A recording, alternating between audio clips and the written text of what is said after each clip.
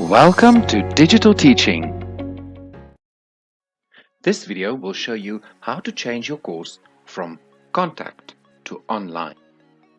The video will deal with the following. How do I decide whether my class should be synchronous or asynchronous? And then I will show you how to prepare for synchronous classes and how to prepare for asynchronous classes. So how do I decide whether my class should be synchronous or asynchronous?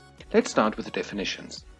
Synchronous teaching is basically a live lecture that would be similar instruction and delivery to a contact lecture. Asynchronous teaching is when you record or compile the material or lecture beforehand, like videos or podcasts, and the students have access to this in their own time. You put the videos or the podcast on their LMS or on YouTube, and they can access it when they want. So, how do I decide? So ask yourself the following questions. Number 1, do you need discussions in your class? And see that I use the word need.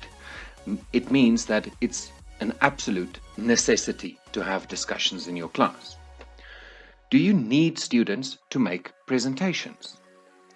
Or third, do you need to ask Socratic questions to your students? Now, all of these are nice to have, but if you don't really need them, then answer honestly. So if you answered yes to any of these questions, you should consider synchronous classes.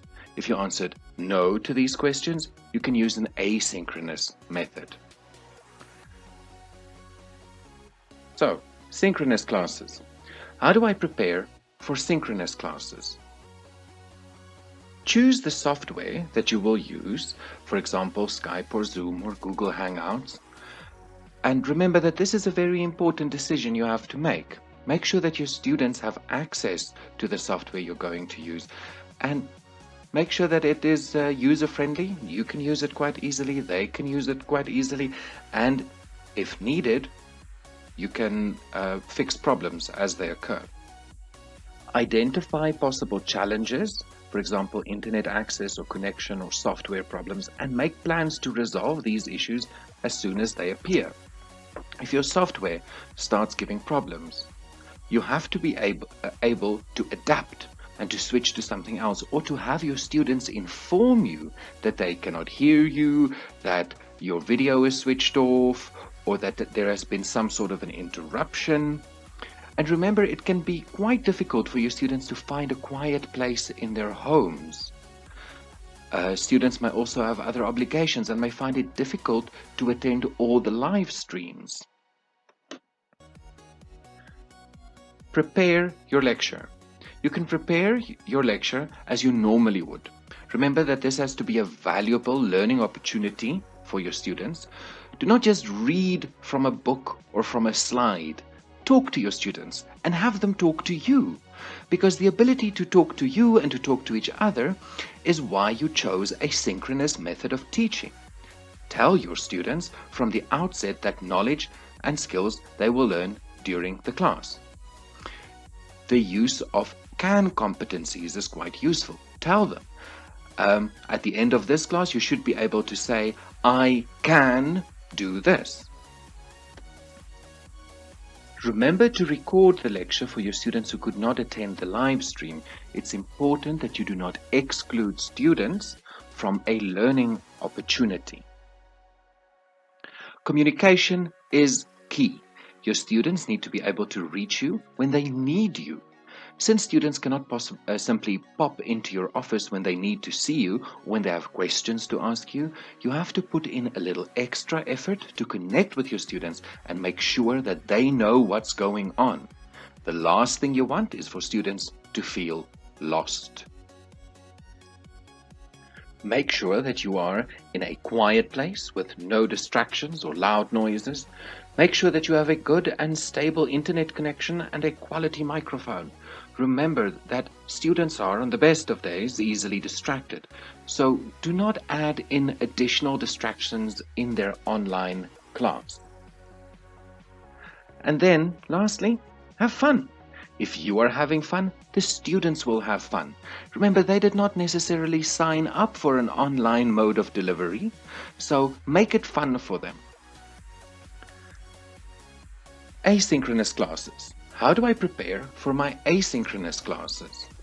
First, choose the software you will use. For example, Screencast-O-Matic, PowerPoint, Video Editor, Audacity, YouTube, and make sure that you know how to use these programs, even if you have to watch YouTube videos. Now, there are a number of YouTube videos in this series where I show you how to download and use Screencast-O-Matic, how to narrate a PowerPoint, edit a video, upload a video to YouTube, download subtitles, all of these things. Make sure that you are able to do that.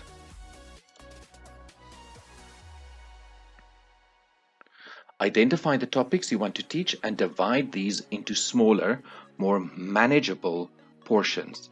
Focus on the concepts they need to understand. Frame it as a can competency.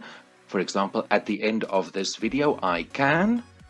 Or frame it as an outcome so that they know why they have to watch the video, why they have to engage with this material. Think about the learning experience. What do they expect from you? What can you deliver? And will your students be able to achieve the outcomes? This is very important. We are talking a lot about teaching and not so much about learning. So when you design your material, think about your students. Make sure that you are giving them a very good learning experience. Determine how you will present the content. Will you record a video of you teaching the class with, for example, your webcam? Will you make a PowerPoint presentation and add your narration, which can later be exported as a video? Will you make a podcast, audio only? Think of all of these things. Or maybe, do you want it all?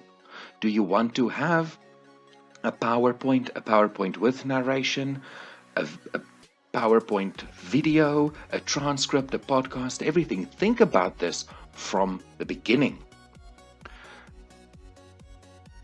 Think of the shelf life of your videos or podcasts. Will you be able to use it next semester or next year? At this stage, most of you are just trying to survive the current situation and not really thinking about the future.